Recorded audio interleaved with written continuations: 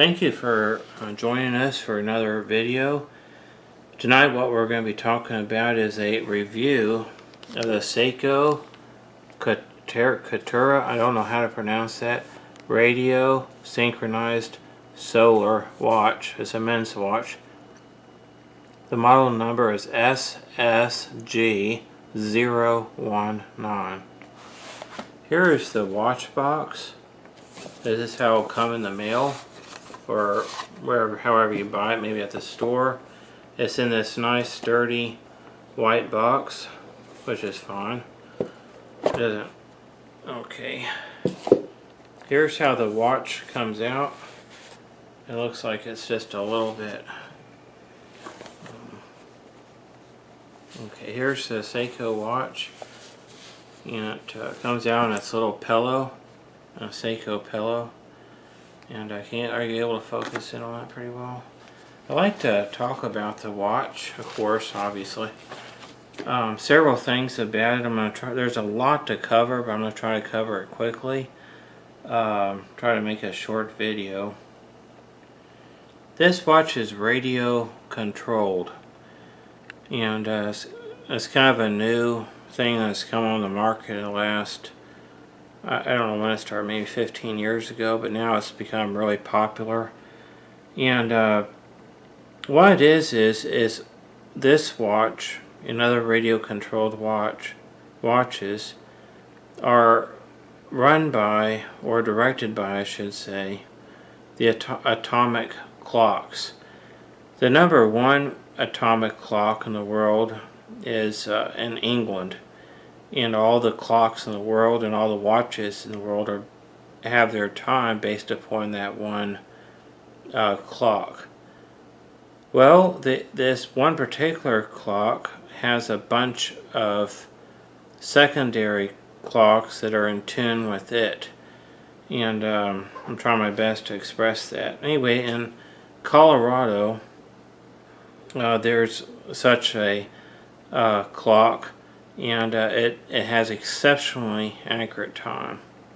So radio controlled clocks are in tune with that through, I assume, radio waves.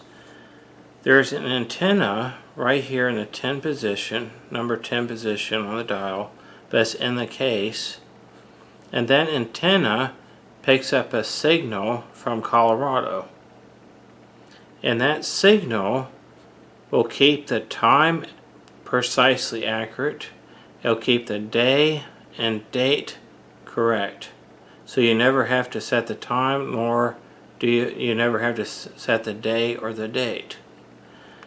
Now, something interesting about that is you need to point this side of the watch toward Colorado. It sounds kind of unique if you've never heard that before, but that's what you do. If you're on the East Coast, then you point a certain way. If you're on the West Coast, you point a certain way. Since we're in Oklahoma, we would point it mostly, it is pretty much northwest, in northwest directions from the location that we are in Oklahoma. Anyway, so now we're getting started with some information about it. It's kind of a complex watch. As I said, they do this to keep the time extremely precise. Okay, you notice here also that the date, let me get a pointer here. There's a day feature at the 9 o'clock position, and then there's a date feature at the 3 o'clock position.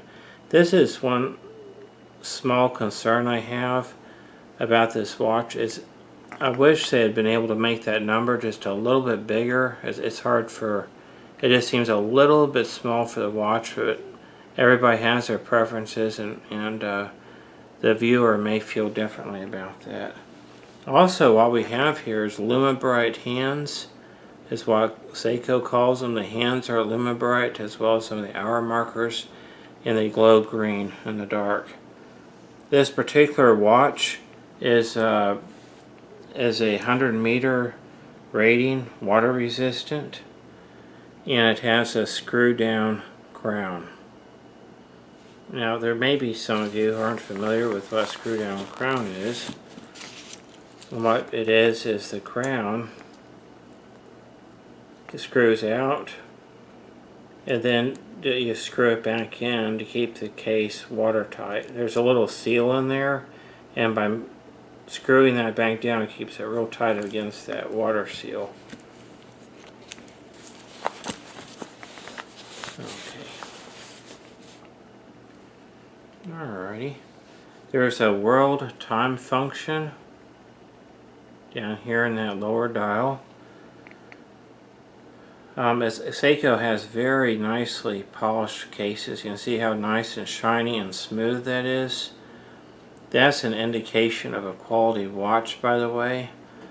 When watch cases are made, they're pressed out, then quality manufacturers polish and polish and polish the cases till they're very smooth and shiny. This particular watch, it kind of gives away by the title of it. It's a solar watch, and it requires sunlight or any kind of light, but sunlight's very effective in order to build up reserve in it. And it does have a power reserve of 6 months when it's fully charged. Let's see here. And of course, now this is interesting. If for some reason you want to adjust the hands manually. Now remember, as we've already mentioned, well actually I didn't mention this, at around early hours of the morning, maybe 2 or 3 in the morning, that is when the day, date, and time are automatically adjusted at early mornings. But let's just say for some reason you want to set the hands manually. Okay, I'm not exactly sure why someone would want to do that.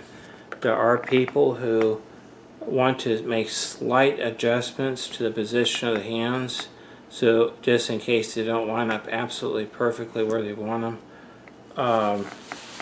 Anyway, what you need to do in order to adjust the hands is the crown doesn't have anything to do with moving the hands. All you have to do is unscrew the crown, pull it out, and then it's these 2 buttons here that adjust the hands. Then when you get done adjusting the hands, you push the crown back in, and then you screw it on there, which is kind of hard to do when, okay, there it goes. Alright. Okay. Alright, now we're back in business. So that's a little bit more information. A lot to cover here. On this particular watch, the bracelet, at least when I bought the watch, when I came in, the bracelet was really large. It was about an 8-inch bracelet. It's possible when your watch comes in, it'll be the standard length, 7.5, with extra links. But it's possible that you're going to have a jeweler reduce the number of links. There is a video that we have put out in this series of watch repair, in which I talk about how to remove watch links to make a bracelet smaller. But because this is a brand new watch, you may want to have a professional do it. That's up to you. Okay. The caliber of this watch, the watch movement number, is 8B. You don't necessarily need to focus on this, but it's 8B63.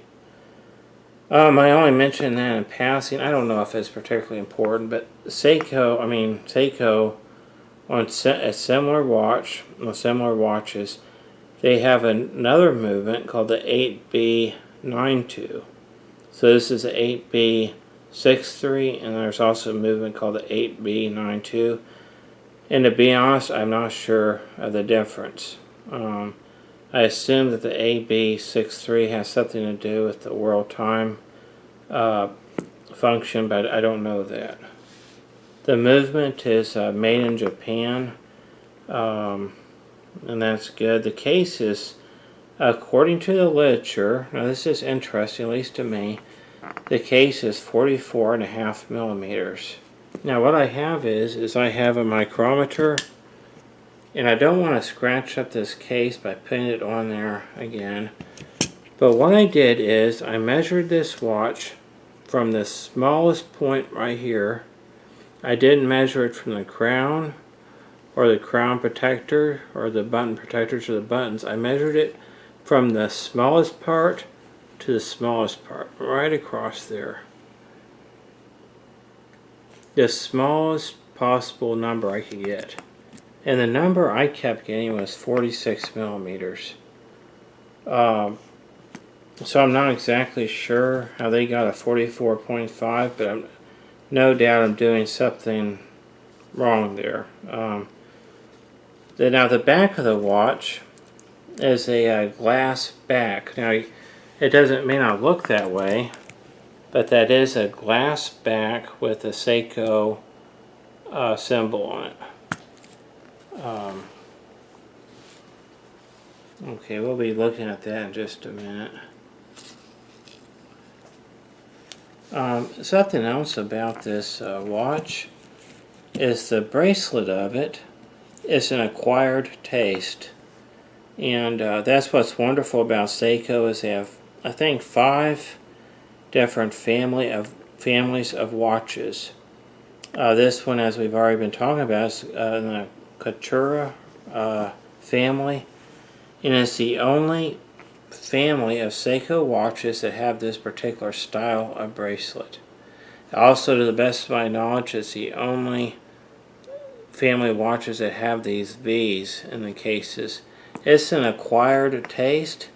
I think when Seiko did this, they were doing this for perhaps a younger audience, the younger market.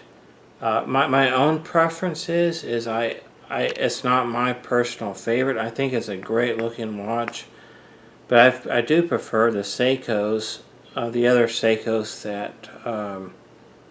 that they make. They have about 5 or 6 families of watches, and I like the more traditional classic bracelet. I don't particularly care for this V, but again, some people like chocolate ice cream, and some people like vanilla ice cream, some people like Pepsi, and some people like Coca-Cola. It's just a matter of preference. It's still a great watch. It's just a matter of preference. Now there's just several things I'd also feel like I need to mention. The retail price of this watch is $595, and I'm a little surprised with a watch that costs $595 that doesn't have a screw down back case lid. That's a little bit of a surprise. Also, the watch has a 100 meter water resistance rating, which is okay, but what's interesting about that, and I don't want to be critical, is that it's not a very high rating, but they have a non-screw-on back lid, but they have a screw-down crown. Now the screw-down crown, that design is usually used for divers watches that go down there, have a higher rating than 100 meter water resistance. So it's kind of a watch that in some respects kind of confuses me a little bit. The crown and the back lid seem to be almost a mismatch, but it's just a matter of opinion on that.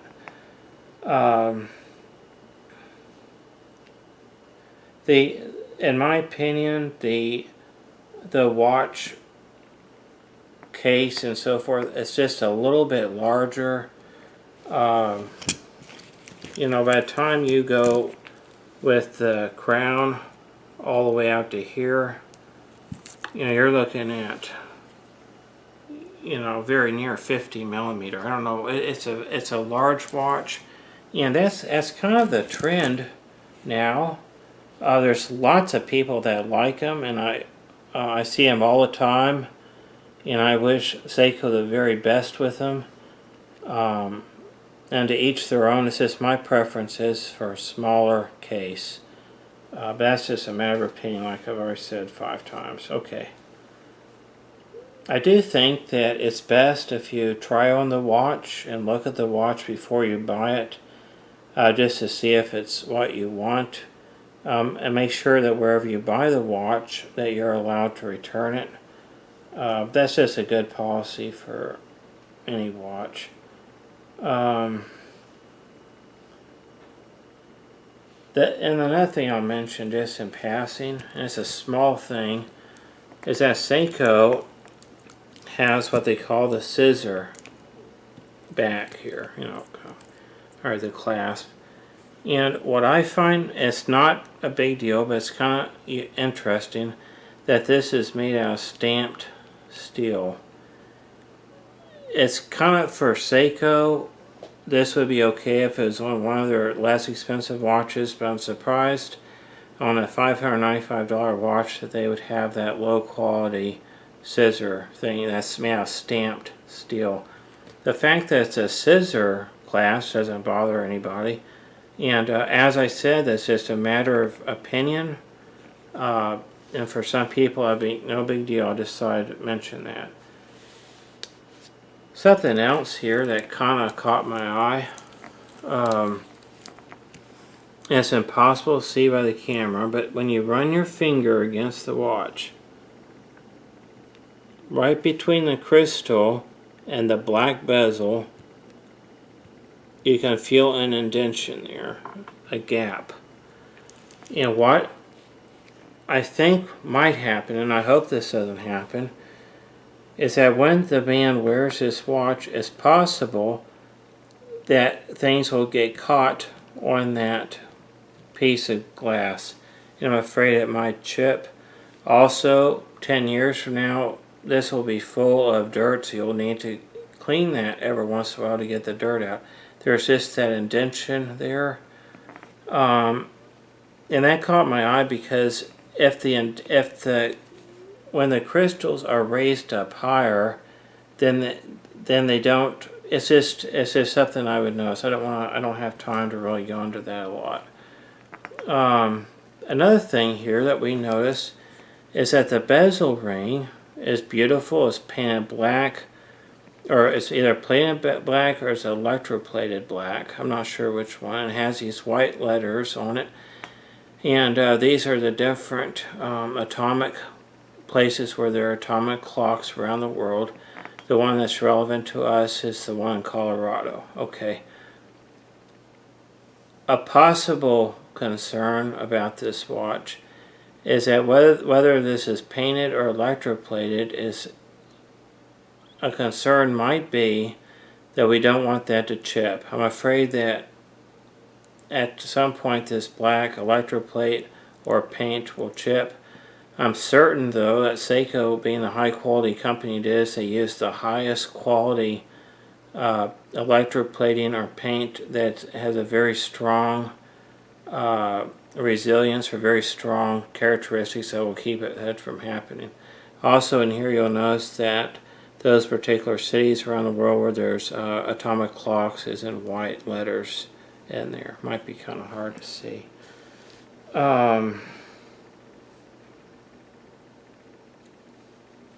Okay, let's go ahead and look at the back of the watch again. This is impossible to tell, but that's actually a glass back one there with Seiko written on it. And I guess I'm sure that a lot of thought was put into that, and there's a lot that to be an armchair quarterback. I guess I'm just kind of surprised. I'm surprised that they didn't put a stainless steel back on that, because it seemed to me like stainless steel would be more durable than glass. And then second, from what I know, it's highly unusual to have a glass back that's not a skeleton back. And I know that skeleton backs are primarily used on automatic watches, and this is not an automatic watch. It's just kind of interesting, and there's nothing wrong with it.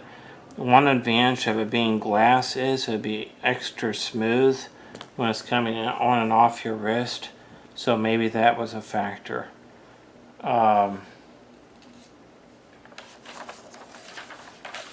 Okay, how much time do I have?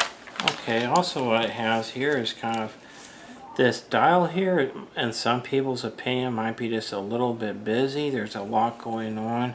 The texture of the dial has this beautiful texture, but since there's so much on there, it's beautiful, but might just be just a tad bit busy for some people's taste.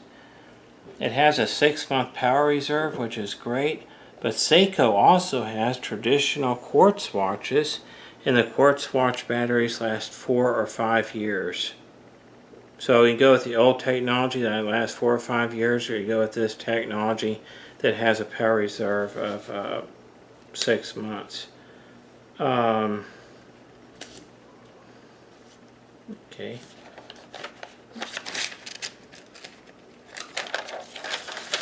Alright, the MSRP of this watch is $595. eBay, reputable seller, has it for $285. Amazon had it for $276. This is about a 53% off retail price.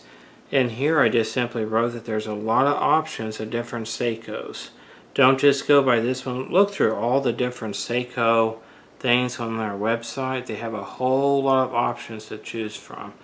Here I mentioned a couple that cost less that I would prefer.